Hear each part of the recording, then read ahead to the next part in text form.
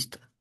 Muy buenos días, mi nombre es Sebastián Peso y hoy vamos a hablar sobre el método de investigación Delphi, que es una técnica de investigación cualitativa que busca alcanzar un consenso entre grupos de expertos a través de un proceso iterativo de cuestionarios anónimos. Ahora, mi tema de investigación es de las tendencias y preferencias en las modalidades de estudio de los estudiantes universitarios. Y como acá tengo un experto que es un profesor, profesor, preséntese por favor y hable breve experiencia como docente. Claro, gracias Sebastián. Mi nombre es Raúl Loaiza Muro. Yo soy profesor principal de la Universidad Peruana Cayetano Heredia y tengo más de 20 años de experiencia en la docencia, ¿no? A lo largo de mi carrera he podido participar de una variedad de cursos para diferentes facultades de Cayetano, ¿no? Como biología, por supuesto, medicina, enfermería, estomatología, salud pública, ¿no? Lo cual ha sido una experiencia enriquecedora porque permite interactuar con estudiantes de distintas especialidades, disciplinas, con diferentes enfoques, intereses, motivaciones, pero siempre utilizando las ciencias biológicas, ¿no? Como un hilo conductor y conector, ¿no? De estas especialidades. Entonces, es lo que podría en un primer momento comentar Sebastián. Listo, profesor. ¿Qué método de enseñanza prefiere? Eh, Bueno, no sé si tú tienes alguna lista de métodos, porque en No, realidad hay muchos. No sí, sé. o sea, me refiero a la presencial, la virtual o la remota. Por supuesto que la modalidad presencial es la preferida en momentos de la formación iniciales, donde el estudiante necesita afianzar conocimientos y necesita también ganar confianza a través de la interacción con sus compañeros y con sus docentes. La libertad de poder hacer preguntas, ¿no? Directamente, poder observar al docente, ver sus expresiones, sus gestos, es importantísimo, como digo, en la formación académica de un estudiante en los primeros años. En años más avanzados, cuando ya hay un nivel de madurez, de confianza, ¿es cierto?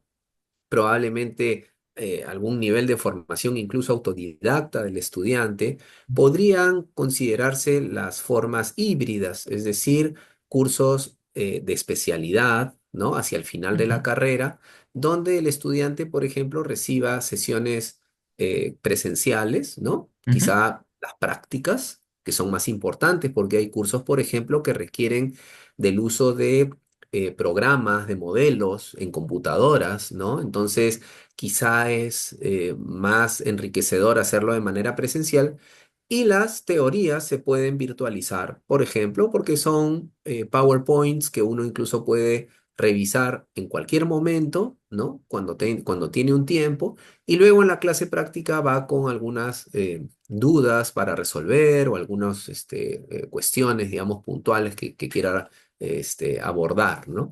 Entonces, y hay otros cursos más avanzados, como en los posgrados, ¿no? Donde se elige la modalidad a distancia, sobre todo porque los interesados pueden ser incluso internacionales, ¿no? ujú. O porque trabajan y se dan, por ejemplo, en horas de la noche o los sábados y domingos. Entonces, es difícil poder tener sesiones presenciales, aunque las hay, por supuesto, a lo largo de estos programas de posgrado. Pero eso es para gente que tiene un nivel de madurez mayor, ¿no es cierto? Como dije, con conocimientos afianzados y que busca una especialización, ¿no? Pero que tiene ya un sólido conocimiento, un respaldo, experiencia sobre el tema. Entonces, en ese caso, la educación en modalidad a distancia o virtual o remota, como se le quiera llamar, puede ser mucho más eficiente, productiva, ¿no? Ujú. Y práctica. Entonces, esto es lo que podría comentar, digamos, en los distintos momentos de la formación de una persona en temas académicos, ¿no? O de aprendizaje. Entonces, profesor, desde su experiencia, ¿cuál es la modalidad de estudio que observa que los estudiantes valoran más en cuanto a comodidad y preferencias personales? Yo diría que la modalidad presencial, ¿no? Por ejemplo, todos estuvimos forzados a dar nuestras clases de manera remota a partir de la pandemia. Hasta ese momento, nadie o casi nadie en el pregrado, o sea, en institutos, en universidades, dictaba a distancia o usaba el Zoom. Muy pocos. Salvo, como digo, en el posgrado, en las maestrías, en los doctorados. Eso siempre se ha manejado de manera más frecuente, ¿no? A distancia. Pero todos estuvimos obligados a hacerlo de esa manera por las restricciones que habían, por supuesto, de sanidad, de contacto, de contagios. Y descubrimos que era una herramienta muy útil, porque claro, hay sesiones ahora que se pueden virtualizar, como lo que estamos haciendo ahora, por ejemplo, ¿no? Y donde, por ejemplo, el tema de la sesión no requería de presencialidad, ¿no? Ahora, durante la pandemia, todo se tuvo que virtualizar, incluso las prácticas de laboratorio. Como yo comenté, soy profesor de biología. Y una práctica de laboratorio donde tú requieres observar, tocar, mirar, experimentar, no puede ser reemplazada de ninguna manera a través de un simulador, un modelador, una, digamos, animación o lo que fuera, ¿no? No es posible. Por más interesante que pueda ser un vídeo, ¿no? Un instructivo, nunca va a reemplazar la experiencia de una clase, de una charla, o perdón, de una sesión práctica, ¿no es cierto? Presencial. Entonces los estudiantes, al volver de la pandemia, sentían que habían perdido mucho al no poder asistir sobre todo a estas actividades prácticas, salidas de campo, por ejemplo, ¿no? Además, por supuesto, de las clases teóricas, de los seminarios, los talleres que todo se tuvo que hacer a distancia, ¿no? Entonces, los estudiantes prefieren la presencialidad, la aprecian, ¿no? Porque pueden resolver sus dudas de manera más asertiva, ¿no? Como digo, ganan confianza, afianzan sus conocimientos, tienen la posibilidad de buscar a sus docentes después, etcétera. Tiene muchos más beneficios la presencialidad, ¿no? Entonces yo diría que es la forma como los estudiantes, eh, digamos, aprecian, ¿no? Observan y consideran esta modalidad de estudio. Ujú. Entonces, profesor, ¿qué aspectos cree que podrían mejorar en la modalidad menos valorada por los estudiantes? Eh, bueno, la menos valorada en este caso sería la Ah, virtualidad, así es. ¿no? Ujú, Em, Como dije en un comienzo, la virtualidad tiene sus beneficios, porque la virtualidad, como ahora, nos permite estar desde casa o desde cualquier lugar y poder intercambiar información, ¿no es cierto? Nos permite también charlar, nos permite transmitir conocimiento, ¿no? Aprender.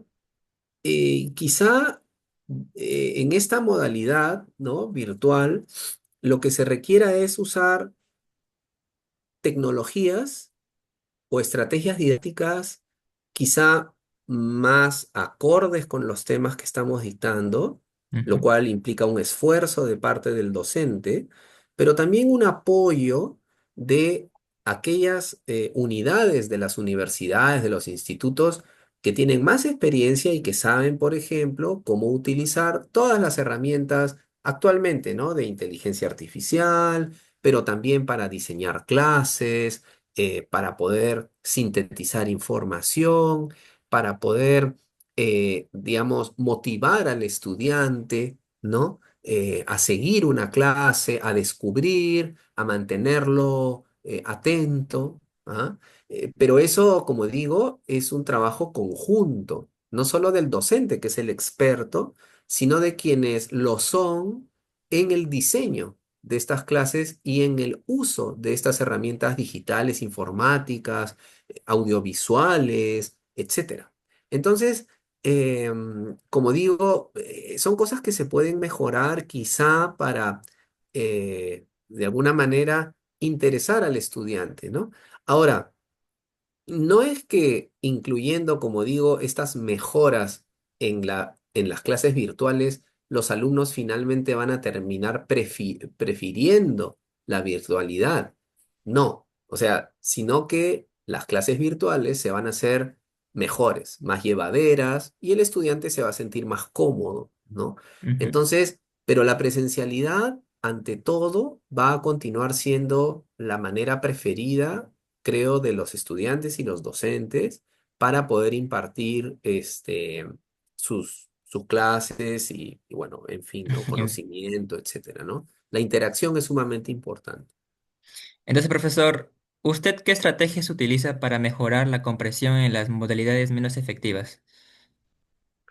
Eh, bueno, uno puede utilizar una serie de recursos que le entrega previamente al estudiante, ¿no? Para motivarlo, por ejemplo, como vídeos, ¿no? Ujú, Pequeñas charlas de corta duración o, por ejemplo, el diseño de algún caso, ¿no?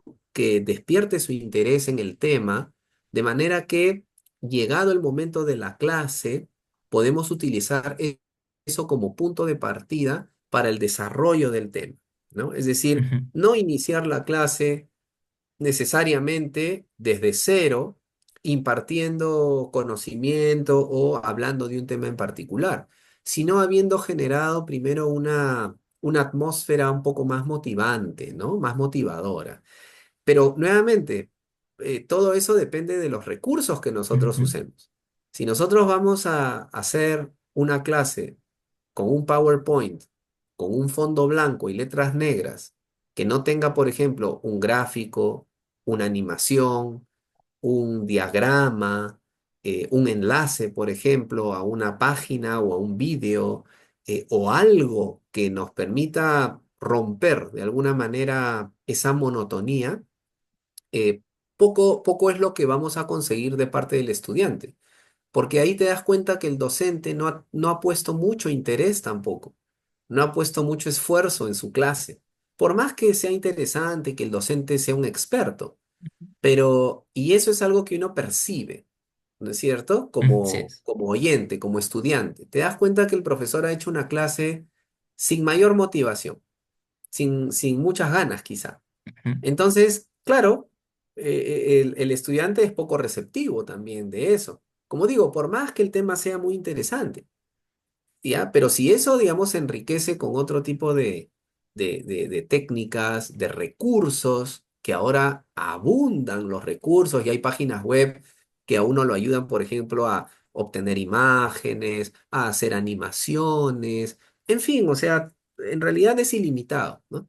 Entonces, sí es posible, digamos, mejorar la aproximación a las clases virtuales a través de estas técnicas, ¿no? Ajá. Ujú. Y, y por último, doctor, ¿ha notado si sus estudiantes están preparados para adaptarse a modalidades innovadoras en la educación superior?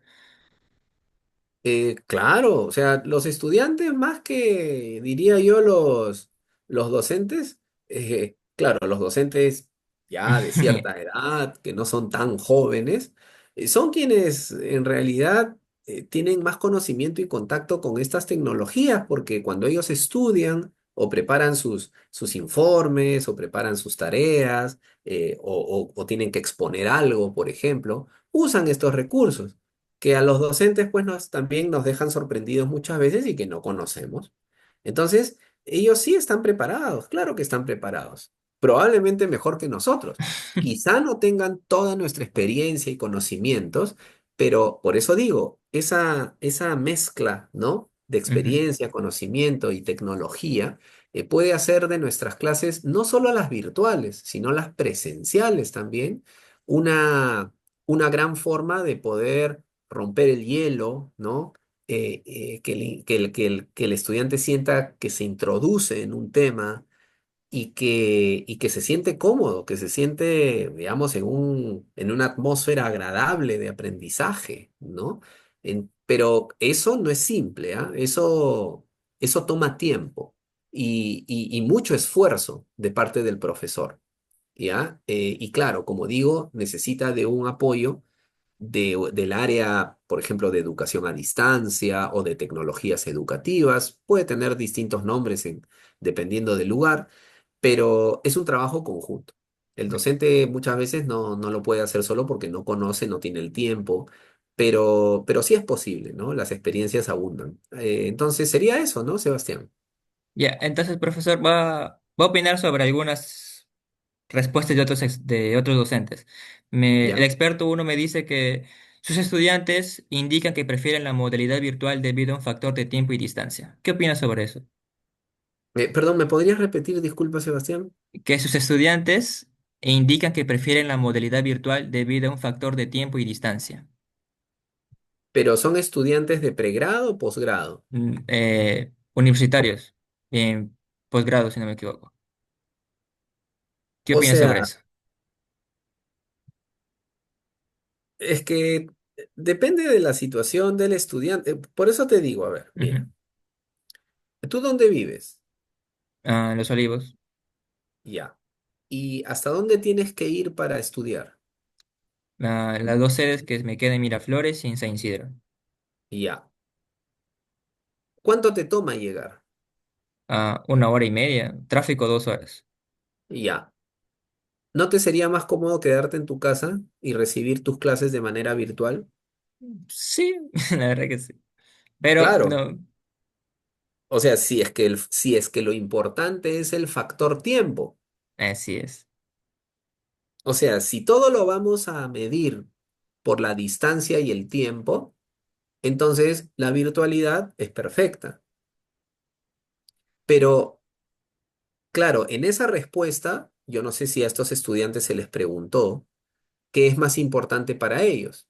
O te lo puedo preguntar a ti, el demorarte 1 hora y media o 2 horas o recibir una educación de calidad Claro. donde tú seas parte de la sesión, interactúes con tus compañeros, con el docente, toques, mires, hables, te sientas libre, cómodo en un ambiente educativo con tecnología, en fin, con buena iluminación, con todos los recursos. Probablemente tú me digas, bueno, en realidad prefiero eso porque para mi educación y formación es más importante porque si no, todas las clases como en la pandemia se harían desde la casa, ¿no? Ujú. Entonces, lo cual además no es motivante. No es motivante. El ambiente de la casa no necesariamente es el mejor para estudiar. Eso se vio en la pandemia, ¿no? Mucha gente, muchos estudiantes Mm, vivían en espacios reducidos con una familia numerosa y con una sola mm, computadora que todos necesitaban. Entonces, el ambiente de estudio no era el mejor. Claro, era cómodo porque podías estar en pijama todo el día si querías, podías dormir hasta tarde o recibir tu clase del celular tirado en tu cama, pero esas no son condiciones adecuadas de estudio o de trabajo. Entonces, tiene que haber una valoración. El tiempo es importante, por supuesto, ¿ya? Tú vives en Los Olivos, imagínate que alguien que vive pues en San Juan del Lurigancho, en Lurín, en Chosica, ¿no? Entonces, y claro, todos tenemos esas limitaciones cuando hemos sido estudiantes. Yo vivía en Chaclacayo y me iba todos los días hasta Cayetano Heredia. Todos los días, durante 5 años. Entonces, eh, claro, la distancia era un sí. problema. Pero uno iba pues a donde tenías que ir.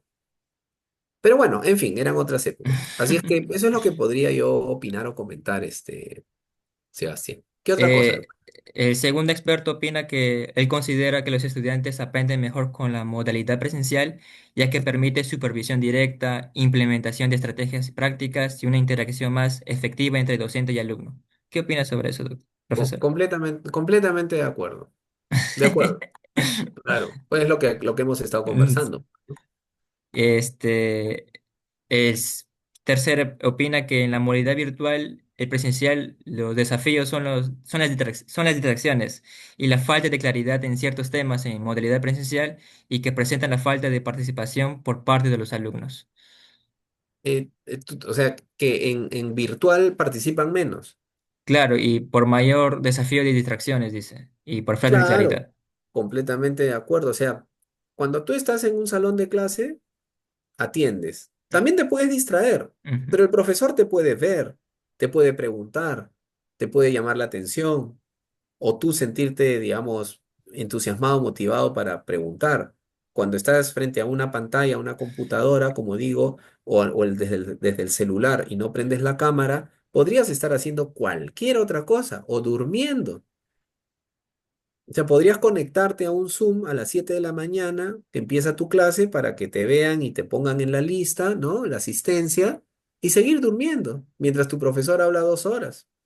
Total, si ya sabes que el profesor no pregunta, no pide que prendan la cámara, entonces, y luego te van a dar la grabación de la sesión.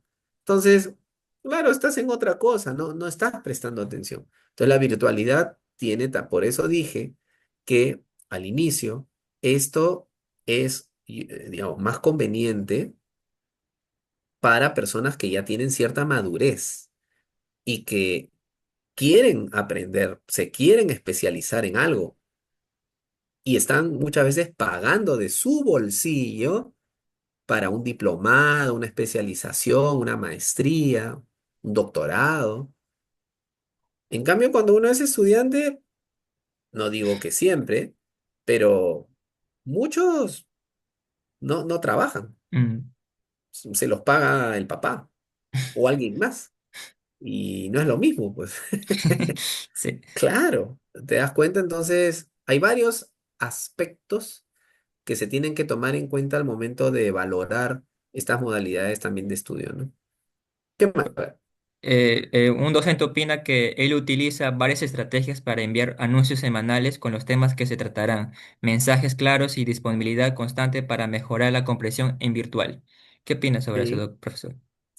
Claro, es correcto, o sea, el esfuerzo es mucho mayor, ¿no? Como Ujú, decíamos, porque tú tienes que mantener al estudiante atento, enganchado, comprometido, ¿no? ujú, Eh, si tú simplemente cuelgas tus clases, tus foros, tus documentos en un Blackboard o en un aula virtual para que el estudiante los vea cuando quiera, probablemente eso nunca ocurra y solamente lo hagan para el examen.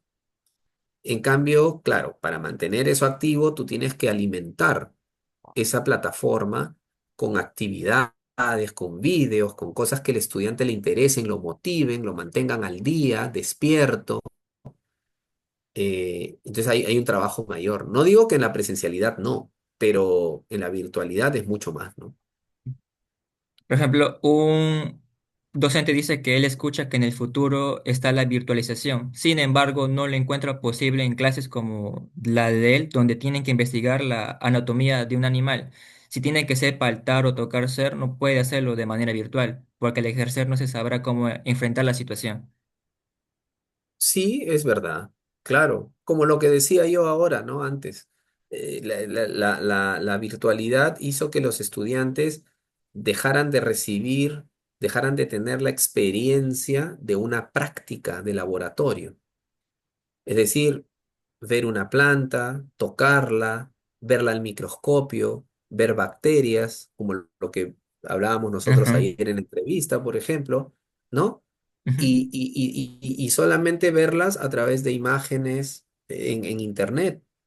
O sea, la manipulación de un microscopio, agarrar un bisturí y disecar un animal, por ejemplo, que es algo que todo biólogo aprende a hacer. Entonces, eso se perdió, esa experiencia, el contacto, tocar, ver, ¿no? Experimentar, se perdió.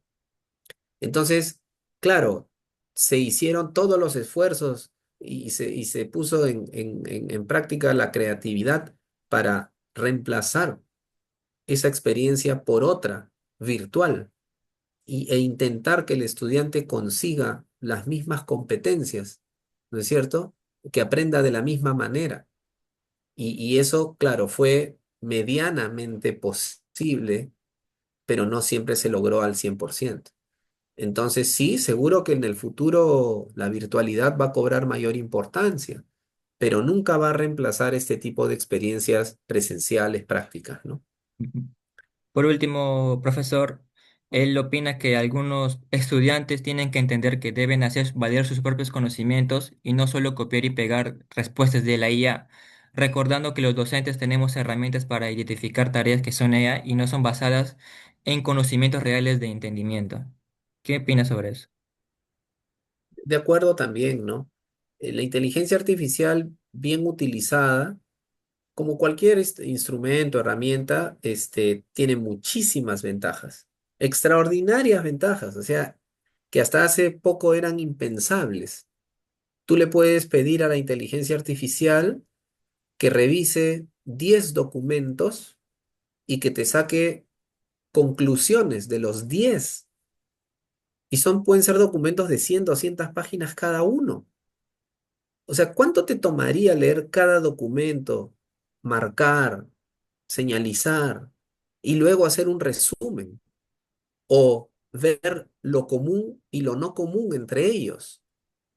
O si coinciden en tal punto de vista. Eso, eso antes hubiera tomado horas. Ahora eso se puede hacer en minutos. Entonces, eh, tiene grandes ventajas, pero mal utilizada, obviamente, promueve el plagio, promueve la falta de esfuerzo, ¿no? Lo más fácil, en lugar de pensar, redactar, corregir, volver a escribir, se le pide que lo haga la inteligencia artificial. Obviamente los docentes sabemos cuando un texto no ha sido redactado por un estudiante, porque cuando le pones un examen escrito, no redacta como en su trabajo. ¿Ah? Seguro que hay estudiantes que redactan muy bien, pero otros no. Entonces no puede haber pues una diferencia tan grande entre la redacción en un examen presencial donde no hay inteligencia artificial, sino es solo el estudiante, versus lo que te entrega como parte de una tarea, ¿no es cierto? Elaborado con inteligencia artificial. Antes de la inteligencia artificial, lo que la gente hacía era buscar en Google documentos y los copiaba y los pegaba, ¿cierto? Así es. Ahora lo hace la inteligencia artificial, con referencias, ¿no? En fin, hay que igual verificar que las referencias sean correctas, pero es más rápido. Antes, por lo menos te das el trabajo de leer el documento, copiar y pegar, pero igual era pues un plagio, era Ok. una copia, ¿no? Entonces, este, lo mejor, como discutimos con mis colegas, y esto es a nivel mundial, esto no es solo del Perú, lo ideal es que un estudiante, o que volvamos, ¿no? A los exámenes orales. Si el estudiante sabe, puede contestar, obviamente. Así era en la época de nuestros abuelos, de nuestros padres. Cuando dabas tus exámenes finales en la universidad, tú sacabas unas tarjetas al azar con una serie de preguntas. No sabías cuáles eran. Y había un jurado de profesores que te preguntaban lo que decía la tarjeta y tú tenías que contestar. Y ese era el examen. No habían exámenes escritos. Tú tenías que saber. Y a eso volveremos. A eso volveremos. Para evaluar si un estudiante sabe. O una combinación de un examen escrito, ¿no? O de opción múltiple con una parte oral para comprobar que el estudiante sabe. O sea, si el estudiante durante todo el curso ha tenido notas altísimas en trabajos escritos y monografías y no sé qué, usando inteligencia artificial, si tú le preguntas del tema, probablemente no sepa, porque no se ha dado siquiera el trabajo de investigar. Pero si es una persona que ha leído, investigado, ha seleccionado la información, la ha filtrado, ¿no es cierto? Obviamente va a haber leído Claro. y va a saber del tema. Pero alguien que no, no va a No tener va a tener. cómo responder. Entonces, esas estrategias tan simples se pueden utilizar, probablemente tomen más tiempo, pero va a ser una salida a ¿cómo se llama? El posible mal uso de la inteligencia artificial para trabajos, para asignaciones, incluso para tesis. No solamente en el pregrado, ¿ah? Para tesis de posgrado, donde la gente ya está en otro nivel. Igual se usa. Y es bien difícil distinguir si es que eso lo ha escrito la persona o una máquina o un programa. Entonces, frente a esa duda, mejor es preguntar. Y ya está. Y listo. Así es que, bueno, eso te podría decir, Sebastián.